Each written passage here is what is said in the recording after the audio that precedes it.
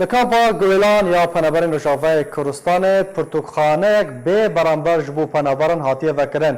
Pirtûkxane bi navê Bihuşta Xwendinê ye ji aliyê çalakvan Raed Mihemed ku ew jî bixwe penaberê Rojavayê Kurdistanê ye hatiye vekirin. Mebez ji vê projeyê belavkirina çandina xwendinê û handana penaberan li ser xwendinê ye û her kesek dikare berê xwe bide pirtûkxaneyê û pirtûkekê ji xwe re helbijêre û bixwîne.